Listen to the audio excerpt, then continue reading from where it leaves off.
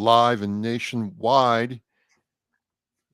And I'm with Michael Geary of Hellfish Haven. I'm Travis Oscar Michael Radio, and it's war. We are resistant. Michael, how are you doing? Doing well this week. A nice little week off. Had to, take care of some sick kids.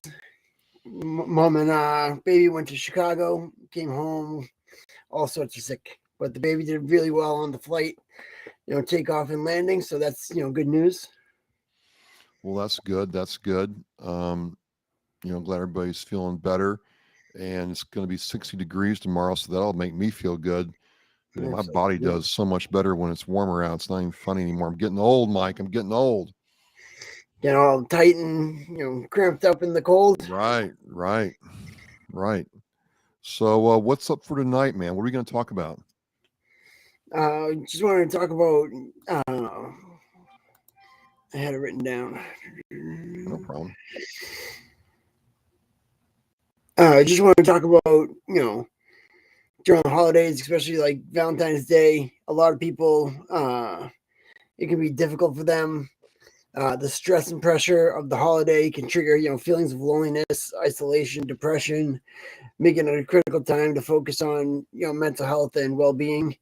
Uh, these feelings can be compounded for veterans who may be struggling with transition back to civilian life or dealing with, aftermath of combat and trauma, and that we know the risk of suicide is higher for vets during the holidays.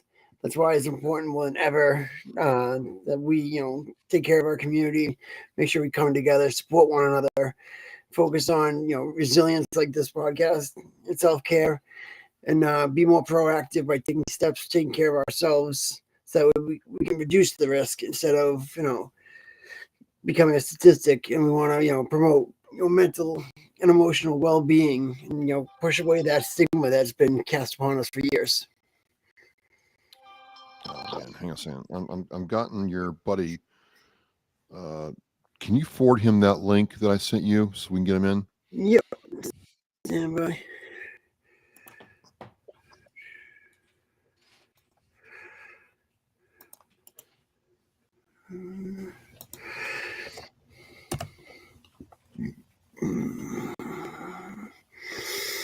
But I just I sent it got to him. Althea. I got Althea from She Vets It. Michael join us. Althea's out of Dallas, Army veteran, and she's done so well. There's Barbara. Happy Valentine's Day and birthday, Barbara. She is she's out of my area, actually, just down the street in Barbara, I believe. Got Stephen Joyce joining us. So the chat's popping. The chat's popping, Steve Michael. is a fellow MP. He used to be a Marine before that, so he's got both of us on the side of him. Yeah, So he's a VSO now too. no kidding. Yeah. All right, and I'm gonna do this again. We're gonna try this. Meadows, I sent it again to him. All right, no problem. But I put the look for people watching the stream. I put the link. If you click on the link, you can come into the stream with us if you want to and say hello in person on the stream. We're broadcasting worldwide. You know, we're getting this going. We're working this out, feeling this out. So we are resilient, right? And people are in distress. I want to actually. I'll be right back. I want to get something for you real quick. Mm-hmm. I'm gonna disappear for a minute. Yeah, sure, I can take over. Thank you everybody for joining us tonight. Whether you're tuning in with Oscar Mike Radio or you're checking in with Hellfish Haven. For those that don't know Hellfish Haven, we have a location in Brighton, Mass. We've got two offices. One is a computer lab and your sport area. The second is a community center that has a couple of TVs mounted on the wall, video games, board games, card games, books, gentle yoga, just different things to be able to keep people occupied and keep them from being isolated. We're across the courtyard from a shelter from guys that were previously homeless. I wanted to drop this in the Welcome chat. back. Yep. So I'm dropping a link in the chat, everybody. Um, I just talked to on Saturday, Michael, an Army veteran, Gail um, Kavanaugh McCullough, and she is doing work with the Mass Behavioral Health Helpline. And I really wanted to share this tonight, Michael, because she's trying to get the word out there. This is a service through the Commonwealth of Massachusetts that if you're suffering through a hard time, regardless of what it is and who you are, you can call. I don't know if you can see that. I'll put it up. I'll put it in the chat actually. But the number is 833-773-2445. I have the URL in there, and I'm going to put the number in the chat right now. And Gail and I had a very cool conversation in Tewksbury this weekend. And the idea behind the Mass Helpline is you can you're going through a hard day, you're having stress in your life, you're having some kind of emotional, mental, or physical or psychological trauma. You can call this number 24/7, 365. This line is staffed by over 200 behavioral health specialists, masters and bachelors of science accredited, the whole 9 yards, and they can kind of route you to help or get you help. And so one of the things I want to share with you, Michael, is a lot of times, people ask me like, well, how can I get someone help if I know if they're going through a situation, right? Or, Yep. what can be the number to call?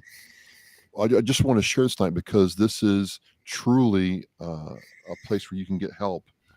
And, their tagline is help is here. So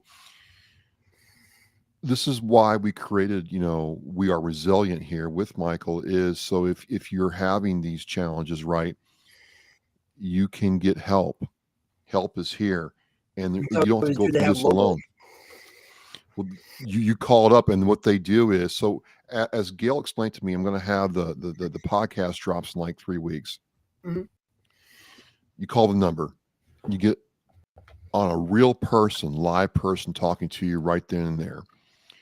And then what you do is they will assess the situation through the Columbia risk model, and they can either provide help right there, or they can route you to a help place. So like if you're a veteran, they have numbers to like the VA and other veterans organizations to get help, and they're going to stay on the line with you the entire time. They're not just be like, hey, we'll see you later, go on and your way, and sin no Please more. hold, They're going to stay with you, right, the whole time.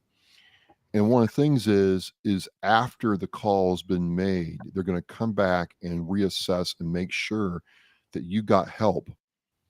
So you're not just in some kind of vacuum somewhere or black hole waiting for somebody to contact you.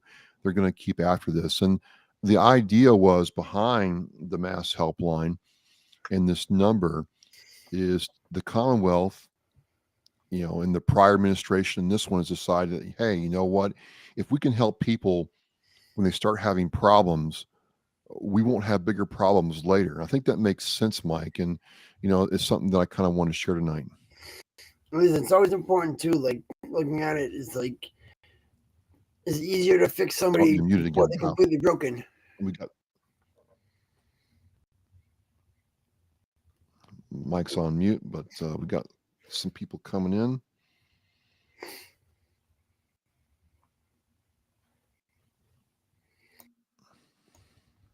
Can you hear me, Mike? Can you hear us? Yeah, I'm gonna check to see if my mic went back. All right, I'm gonna try bringing in Scott while Mike's working on his microphone issue. Actually, no, hang on. Let me. You hear me now?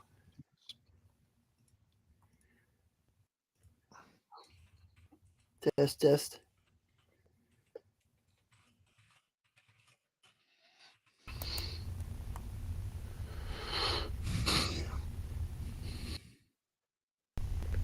So we do have a guest in the waiting room. We're gonna Bring him on there in. he is.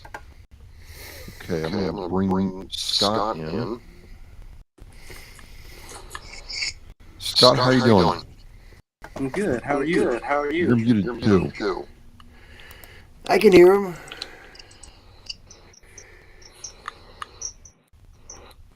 Meadows, can you hear us?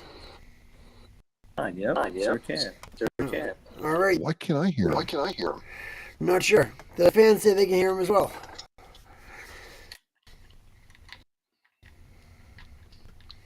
So, Meadows, would you like to introduce yourself real quick? Sure. Scott Meadows. Thanks, Barbara. In reserves. Actually, an instructor for AFC, FLC, Fort Kentucky. Been in the Army. 22 years. And still doing this thing that I enjoy. Myself and Scott, we met. I'm not really sure what to do. In 6, he was my squad leader for the Warrior Transition Unit. We had a good group of guys down there. We were a zany bunch, we ended up going down there, and then some guys went home to get surgeries. Like me, I went to the CVWTU for a little while before that closed down, and I wound up back at Fort Knox. And then before I retired, they said, we're going to PCS you one more time, and they sent me to West Point for 3 days to retire me out there. So it was kind of tough because it was West Point in the middle of December with no cold weather gear because they had me turn everything in at Fort Knox. So rough time. Spent most of the time just sitting in the room just trying to be cool. Oh yeah. All right, Travis, absolutely. That's good. Hello, welcome. So what we're talking about today is like how it can be like tough on guys over the holidays, the loneliness, the reinforcement of being away from families and things like that. How it's often tough that being in the service you do miss friends and families on holidays, and being away from home it can trigger people. So we want to make sure that during this time we're double checking on our buddies. We're making sure we're doing more than just the usual. That we want to double those efforts around holidays like Valentine's Day and Christmas, New Year's, because they do show that those have been higher for veteran suicide.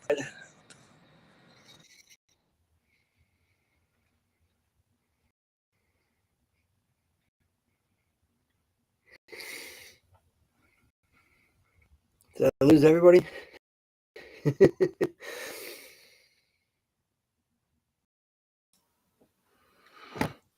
Can you hear me now, Yes, I got you.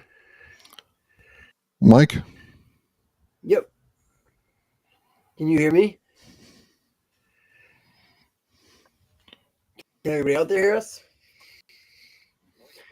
We can get some thumbs up, some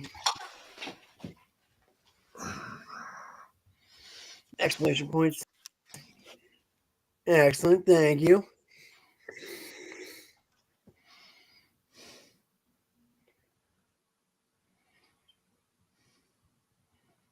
Steven says he hears us.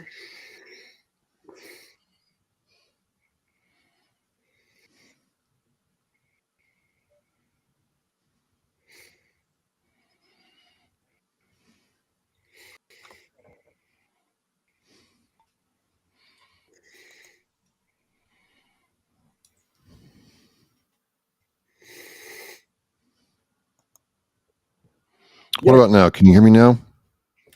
Yep. And everybody else hears us. We just can't hear one another. All right, we're good. I do not know what happened there. Yeah. So We lost Scott. but we're good now. Yeah. So he was our WTU. I'm gonna bring him back in. He's back in.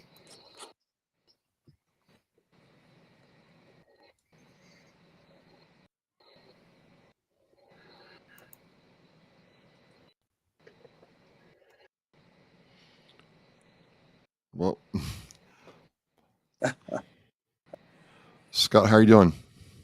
I'm good. I'm good. Sorry about that. I don't know. I can hear it, so I do apologize. Um,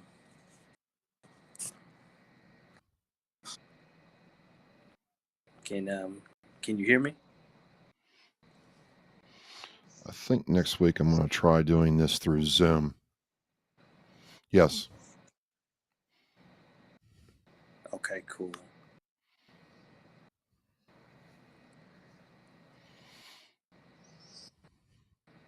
So tell me your story. All right. So the first, um, so I am. Well, I think he was saying a little bit. So I was a squad leader at the WTU at Fort Dix. And he and his group of guys actually ended up coming my squad. And this was maybe probably over 10 years ago now. I want to say just issues, and that was our first introduction. And the one thing I used to always say is, hey, listen, I don't know what your issues are, but every day is a new day, and let's attack it that way. It's how we actually built and formed our relationship. It was off of, how do you go from being in a war zone to now taking care of your people, to coming into a WTU place where you're no longer really in charge, and someone is actually taking care of you. It had to be an adjustment, from his standpoint in the way. And I once was told that, you know, we're still all people. You never forget who you are. So outside of, felt that it was my responsibility to know each one of those people versus Sergeant so and so, Special so and so. We from there just built some trust. We're with each other even after he left the WTU. So that the Hellfish Haven.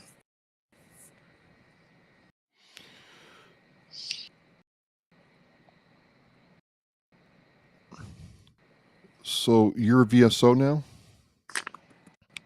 I am not. I'm actually still. I'm still in. I'm in the military, and I just doing my thing. Still have a little bit more to give, I guess.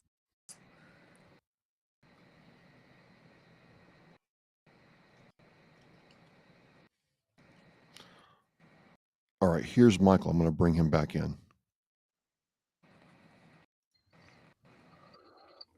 Sorry about that. I think it was just getting stuck there. Like, are we all good with you guys? Yeah, can hear you. Perfect. Sorry about the technical difficulties. So far, I'm going to switch back. Gotcha.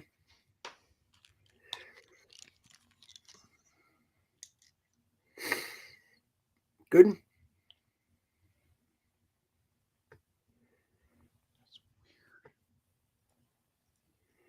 You hear us? I can hear you. I can hear you, Mike.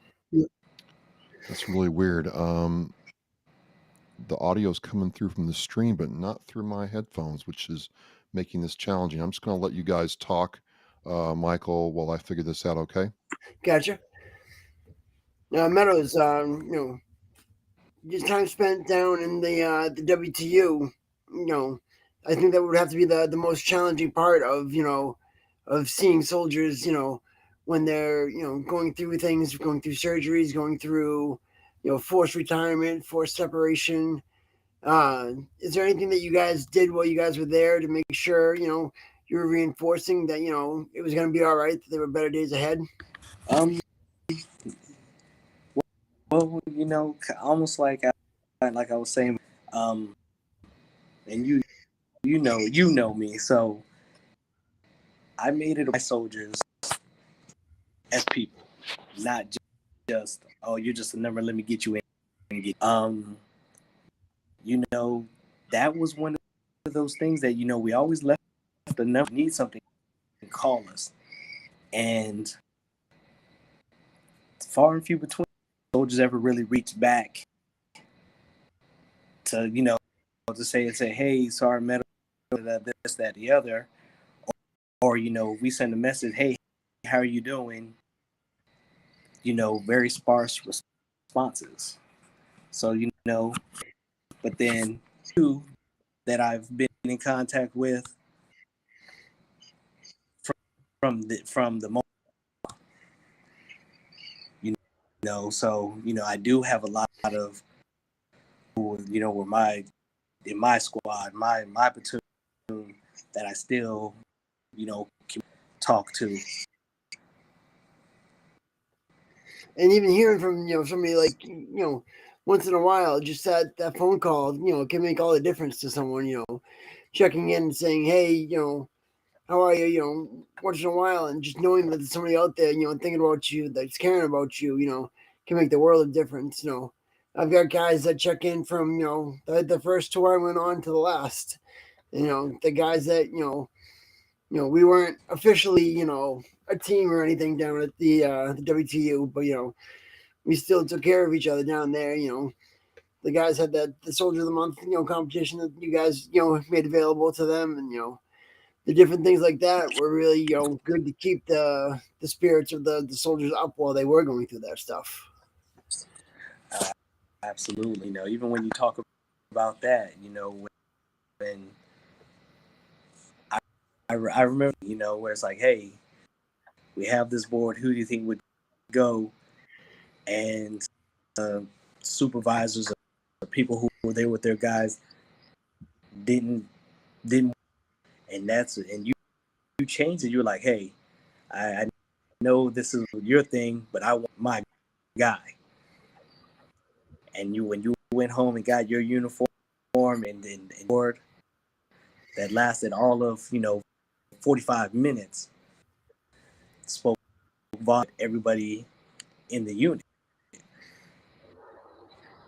It does, a servant leader. You prove what what a servant at that very moment, that it wasn't about you, but it was about somebody else know that you're not here alone. I'm here with you the whole time. Yeah, and it was just trying to at that point I hadn't had my determination if I was going to have the surgery or if I was going to continue on staying in the service. I didn't know my determination at that point, but some of those guys already had their determination, already knew they were either going to get fixed or they were going to get forced out. And it was good for them to be able to have that that board to go to. And the way I always looked at it, if they're in their their dress uniform, I damn well better be in mine. So it's like it makes the soldier look better for that. Like you said, you had some of the the active soldiers that they were going against, were there in their dress uniform, but their sponsors were in ACUs. And it just, it showed, a lack of, preparation for what they were going through. And, it was good to see, everybody, come together for that event. And it's like, that's one of the few pictures that we actually have from that time at Fort Dix was, after the board was done, everybody got together for a picture. It was a good group of guys. And they did, sometimes they, like I won't mention any names, but there were guys that did want to just stay in the rooms the whole time, and it was like pulling teeth to say, hey, come on, we got to get you out. We're all going out to dinner. We're all just gonna get off the base for a few minutes and go bowling or something. Whatever it took to just get these guys out of their rooms. And I mean, some of them had the PlayStations hooked up, and they had the whole entertainment system, so they were good. At least they're still connecting with somebody, while they're playing a game, virtually, so that they're not, just stuck by themselves. And that's Yeah. what the Havens worked on, and that's what we try to reach out to people and hope to pass on to one another is if we can find a way to reach you, we will. And that you always got to know that there's other people out there doing the same mission. Like there's I think it's mental health, like gaming. They've got a Yeah. great like Discord server that's online. And, they literally have like a group of people that if you send them a message within 35 minutes, you'll get somebody to respond to you. So if people are in crisis, they can go there, and you don't even have to be in crisis for that point. It's just setting everything up and having you know the available resources to talk to somebody like Travis was saying before with the helpline. Is you want to be able to talk to somebody before they're completely down and out. You want to help build them back from the get-go. And like one of the things that the service is doing now is the ETS sponsor. And like I have a soldier from Plymouth, he's getting out of the service in 8 months, and they connected me with him in November, and just continue to go over. Does he want to do college? Does he want to get a job? What are his plans post service? And that's going to be what we're going to do with him is work towards those goals together. So that way it's not you're out of the army. See you later. Yeah. Exactly. Just to let people know, the military is something that we've chosen to do. And, when you go through things, that's that extra part to it. Just because we didn't join at the at the exact same moment doesn't mean I can't for you when it's all said and done. When you decide to hang it up, that is I think that's a lost piece that we definitely to tighten back up, letting people know that no matter, so we're still here. There's always someone you can always turn. Hey, this is where I am. Yeah. It often does. It becomes becoming a leader. You're not just a leader for that time that you're in the service. You really do become a leader for life. And you do have these soldiers that will check in with you, and will still look up to you, as you are that person that you were in the service. And a lot of times that's tough to keep that going and to keep doing that. Like personally, like when I was struggling with my hard times, like I had a hard time remembering who I was as that leader, and like remembering the person I was when I looked in the mirror. When I was in the shelter, I had times where I was just struggling to be who I was. And Mm-hmm. when you get a phone call from a friend that you served with, and you're able to reminisce a little bit, and and talk to them and lean on them, that really does help build you back up to the person that you were. Yeah. How are you guys doing? Good. Got you. Good. I'm all set now. One mouse click, and you're knackered, as they say in Britain. So it's just really good to get together like this. A lot of people have been hitting up my private messengers during the week and tonight, saying it's really cool seeing this kind of talk go on. And um, I think the question I asked for both of you is, what's next for us? I mean, I think I want to think that the 22 a day is going down. I hear that's creeping back up. I mean, what can we be doing now to be more proactive? You in my opinion, for the relationships that you do have, active listening. Don't just hear. If you know that person, you have to listen actively to those said things. To how are they responding to you? Is it outside? You know your typical norm. Um, and help them believe that they know that you're going to be there. That's where we can't. We'd love to say, well, I'm gonna force you to do X, Y, and Z. That's not how this, you know. But when somebody knows and believes that they're never gonna be in that dark room by themselves, you know, it, for both parties to have those difficult talks, to be very transparent to say, hey, this is what I'm thinking, this is how I'm feeling. Yeah. And we do. I think, there needs to be groups like this that gather together, and whether it's online like we're doing now or in person, having that opportunity to gather together and to share these moments and share conversation. I feel like that's one of the big things, is connect with others, and connecting with friends, connecting with sport groups, whether it be through a a professional facility like home base, or it's on here on whether you're viewing us on YouTube or Facebook or LinkedIn. There are networks of people out there that are setting up these peer support groups, and like it's great to see. And like I think that's what's going to help in the end, is like having the peers know what's going on, because it's just like the company commander has so many people underneath their command that they don't know everything what's going on day to day with each person. But that squad leader, sees those guys day in and day out, and notices when that guy, stops shaving for a few days and is starting to, sulk around, and all of a sudden his, uniform's a mess when he's always, wanting to take pride in his, his appearance.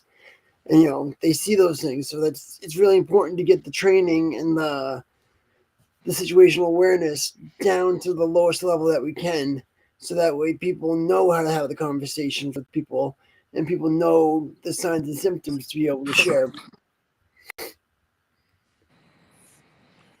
I think that's really important too, and there's a lot of people trying to help who want to help, and we need to look at every tool, every, and dare I say, weapon, in this, that when we're trying to be there for each other and really, look at all possibilities instead of just trying to do the same thing over and over again. Um, I think that's where like the whole health approach comes in. yeah, You get exercising comes in. Identifying and avoiding triggers. Practicing good self care. All of these things that you can do beforehand. Like you don't need to wait till the clock reaches 10 seconds left on the bomb to cut the wire. well, I think it all just starts with one person, right? And then now, look, we've got three people on here tonight, and Mhm. people are hitting up the chat saying, "Hey, this is a good thing." Technical issues now aside, I think we're getting better at it every week. But this is how this stuff starts and grows. And Sean, what do you want to see, for yourself when you come out of the military, when that time comes? Well, I'd like to, for myself, I'd like to still make a difference. You know, um, Mike and I have talked. Done. He and I are gonna, you know, hopefully expand that moniker. Not to let everybody know that this is something that you can utilize. That you don't have to just be in a specific area, but the information, you can get the information. Um, more things out here into the atmosphere, um, that and it doesn't change. You go from me being in the service, what I'm doing, to now I'm out of the service, but I'm still here. I'm still, and I haven't changed. That I'm still here. If you need me, I'm here. And I think that's one of the best things too to see, is like is the information that we have, and that we're sharing isn't just for, Boston area veterans, it's just for, veterans wherever they are. And like you said last week, Travis, we had people checking in all over the place. Right, right.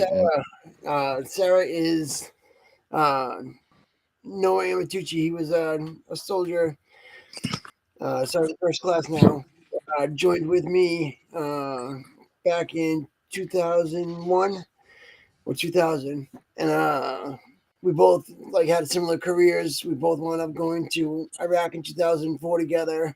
Became good buddies because we were from the neighboring towns, Franklin and Foxborough. Then we went back together again in 07, 08 to Baghdad. So it was really nice to have that, the person that had done both tours together with me and have that person to lean on, somebody that knew what I went through on the first one to be able to talk about there on the second one. And like those relationships are so important to make and to keep when you get home, Like we talked about last week, a lot of guys get, disgruntled and get fed up with the service. So they don't know what to do and they seek to, push away everything that's military related. But in fact, that's the best time to start is, once you get out, have a little meeting here or have, just different ways to impact your life with smaller things. So that way it doesn't all, boil up. well, that's the whole thing, right? It's stopping smaller problems from avalanching, becoming big, huge problems, and that's to your both your point, Sean and you, Mike. It's about being able to raise that hand or reach out to that somebody, or even you know saying, "Hey, man, you doing okay? Haven't heard from you in a while," and that might be all it takes to really open up the line of communication. Yeah, absolutely. Oh, I Scott, agree. Scott. Sorry, I'm like doing 50 million things. I did not mean to do that. So it's Scott, ladies and gentlemen. I'm not perfect, so sorry about that.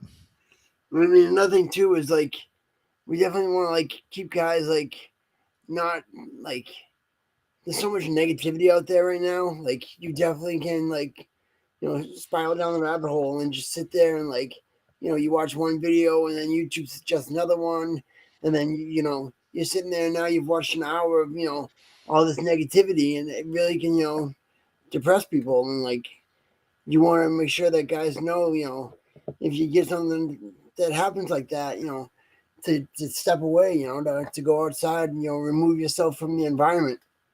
That you don't want to be around all that negativity. So the old adage is true, right? Misery loves company. Mm-hmm. Is there some truth to that?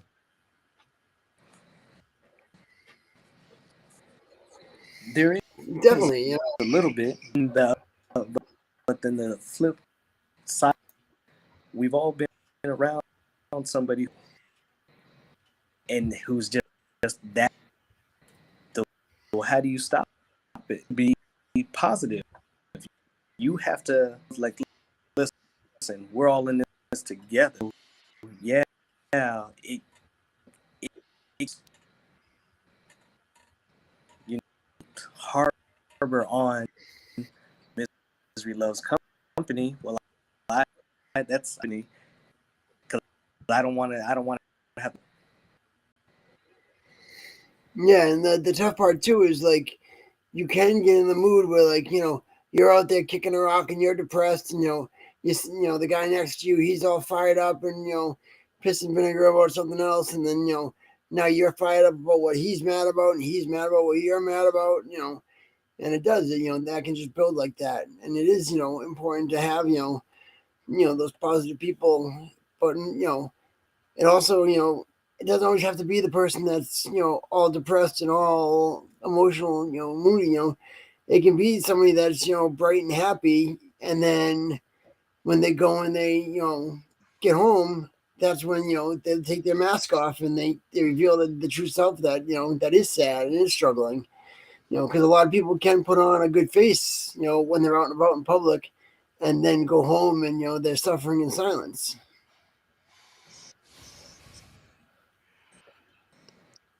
That whole suffering silence thing, I mean, it it only works for a little while, and then eventually you just can't keep the mask on. I don't care how good you are. It's true. It's just it's tough to to keep going with that, and and to put the show on. I mean, there were guys that again at the WTU that you saw from the minute they got there they're angry about everything, Yeah. and there were other guys that that just let it fester, and then would randomly blow up, and it's like you'd be like, hey, what's up with this guy, and it's like he's not usually like this, and we come to find out, and he didn't get approved for leave, or something happened back home, and it's like that's why it's so important to have these small conversations and to engage with these people, as often as you can in order to to know what's going on in their lives. To like, I feel like I repeat it and say that you don't want to just spiral out and to stop it when it's small, but it is so important to engage and and to to have those tough conversations and say let's take on what you're facing now. Absolutely. What I face now sometimes is, people approach me with problems, and I try to tell them, "Hey, you need help. I can't really help you. You've got to help." Or they approach me with problems, and I'm like, "Well, you don't have any kind of plan to get out of this.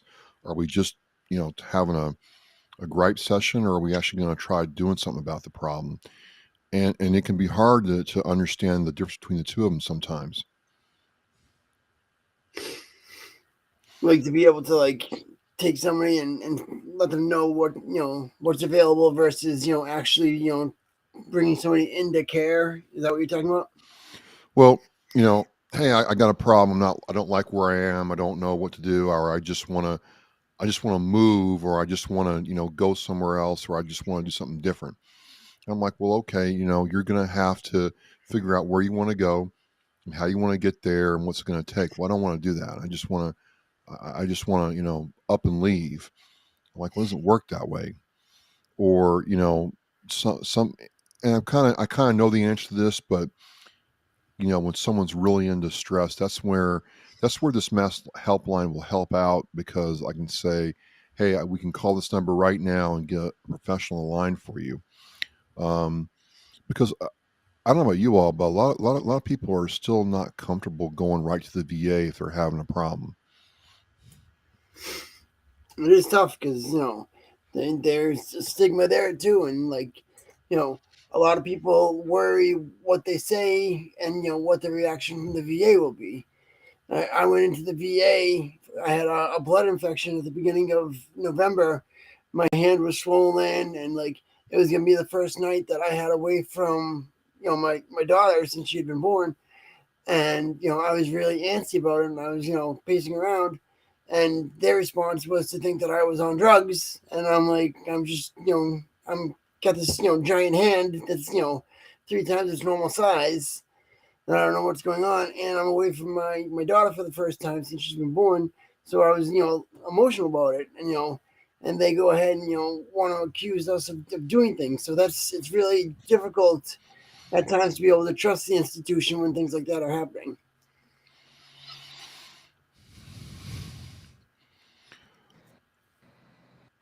I don't know what the right answer is, but I have met some fantastic people at the VA. Some people who put a lot of effort into getting me, uh, walking again, literally. So I'm really thankful and grateful for that. Um, and there's some times where, okay, I got to swallow some pride and say, hey, I can't do that anymore. I need some help. And I don't know, man, guys, that is a tough thing to say, is I need some help. Why does it feel like I'm a failure when I say I need some help? Well, people have been to think that it's easier to well, I can, you know, tap on, beat on my chest. I instead I don't have this. It's a lot harder to I guess and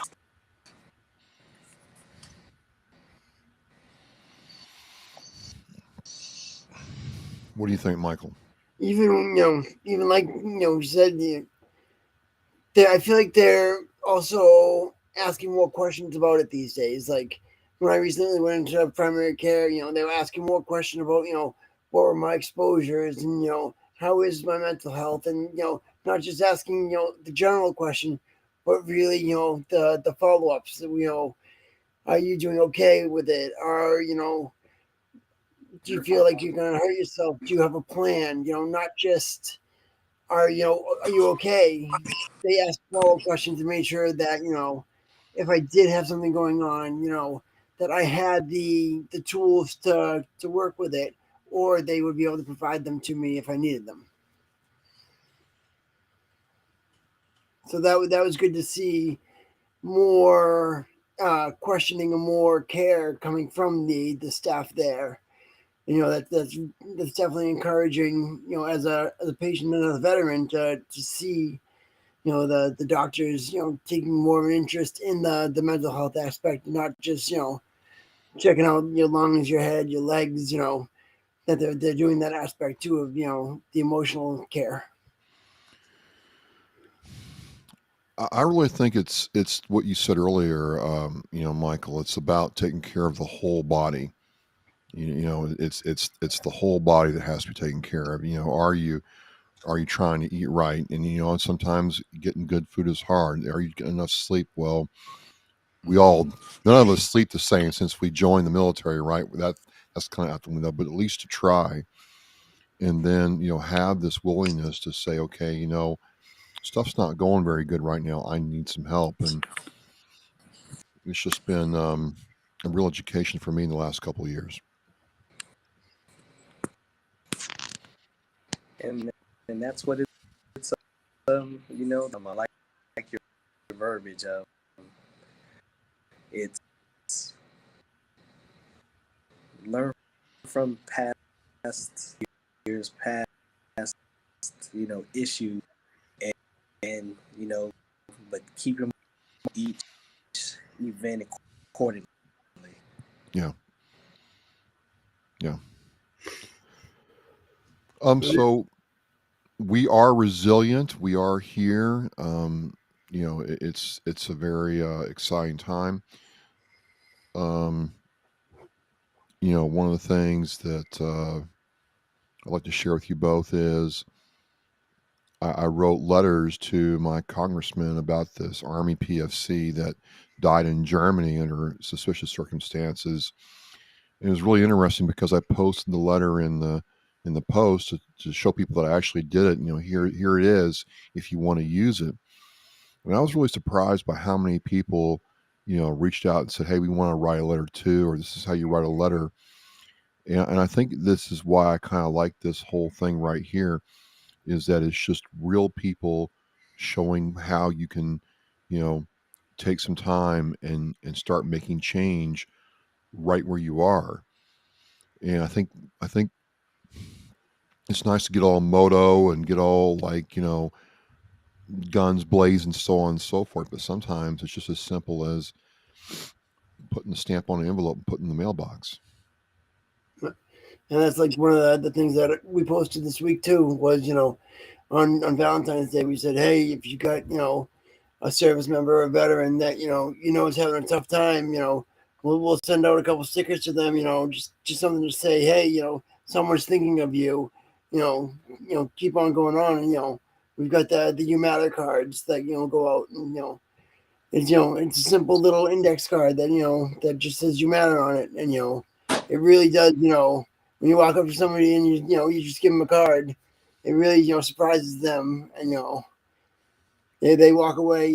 Sometimes they'll just throw it away. Other times they'll look at it and they'll keep that card and say somebody thought about me today. And that's all it takes sometimes. Now, Michael, that's a card I can get behind. Not going to CVS and spending $15 on a card for I don't have a girlfriend or wife, but $15 for a card is going to be seen a couple times and thrown away. That's a card I can get behind. You matter. Yeah. Craig Chapman says, "There you go, make change, F the stigma." I like that too. Maybe we should put that as a hashtag, Michael. F the stigma. I'm down. All right. So, hey, how was? You're married, right? How was Valentine's? We got like 10 minutes left, or actually like 8 minutes. But how was Valentine's Day for you? Happily married man. We just had a simple evening. We got the 1-year-old right now, so everything really revolves around her. So once she was ready to go down for the night, we did a little Uber Eats, had some Chipotle. Nice. Well, that's the best part about it, right? You got a young child. You guys are pulled in a lot of different directions, but you still. I think the thing that I like the most is you made time for each other last night, man. It's really important. Yeah. And then we got the time that once the baby did go down to just sit on the couch and relax and have that time to share together. And I feel that's important. Whether I see too many people that come home, kick off their shoes, and one person's on one couch, one person's on the other couch, and they're just sitting there all looking at their phones the whole night. Sometimes it's nice to take the phones, put them away, and just enjoy what's in front of you for the moment. Because Absolutely. too many times people do engage in their phones and they just get stuck in that virtual world. And it's okay to take a break from that and enjoy a movie, or even if you watch a stupid film you've seen a million times, that can brighten your day or change your spirits just as well as doing something online. Absolutely. Absolutely. Um, I don't know. So what are you thinking for next week? Um, I want to. I have this idea. I'll put it out there to both of you to talk about nonprofits for a week or two, because there's so many of them out there. I get asked a lot of times, which one should I donate to? I mean, we should definitely support yours, Michael. Absolutely, but it's a valid question, right?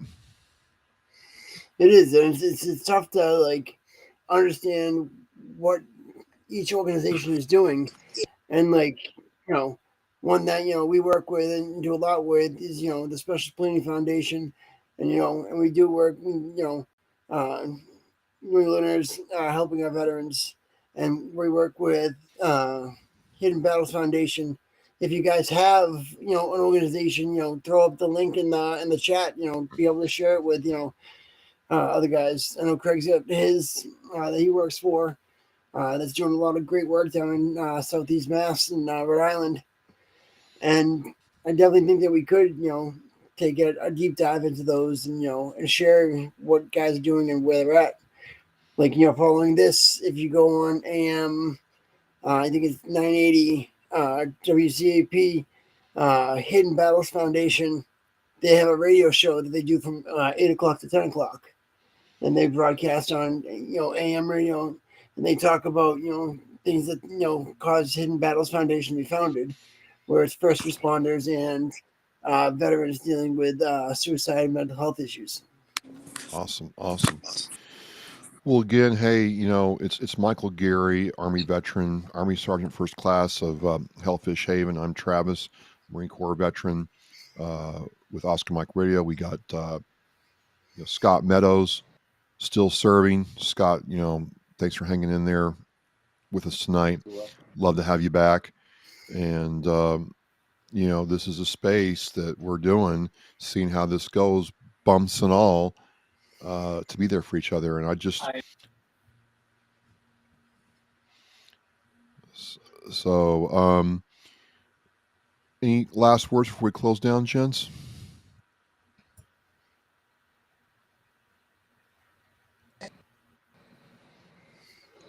Thank you, Too Greg. prideful to ask for help. Yeah, prideful. If you need the help, trust.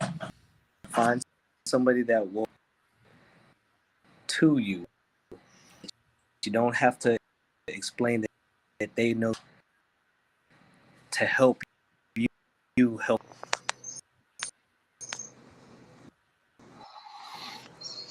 Awesome, Michael. Yeah, like you're saying, encouraging, help-seeking behavior, promote, people to go see somebody, to talk to somebody, address the stigma that is associated with seeking, mental health, and let people know that the help is out there, and it's not as hard to get to and to be able to talk to someone, and like we always mention, you don't have to wait till you're you know in the shit so bad that you can't get out. If you've got a small problem and you got something going on, feel free to reach out. We're all here. We all these nonprofits, we're here to work with the veterans, to work with their families, to work with the caregivers, to let them know that they have an outlet to go to.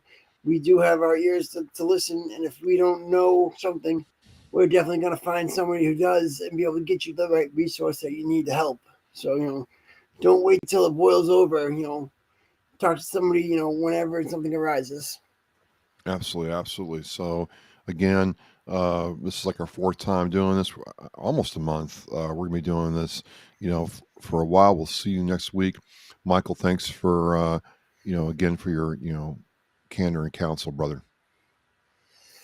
Thank you. And like Greg said, there's the best way to deal with it. Talk early and often. There's lots of help out there. All Thank right. you, everybody, for joining us tonight. It's a pleasure to, have everybody out there, jumping in, sending messages. I'm not good at replying real, quick while I'm doing this. I'm easier to talk, but I definitely enjoy, having people, comment and, and share the different stories with us. It makes us, it feels good to know that somebody's out there listening. Absolutely. We'll see you next week, and thank you again. Good night. All right.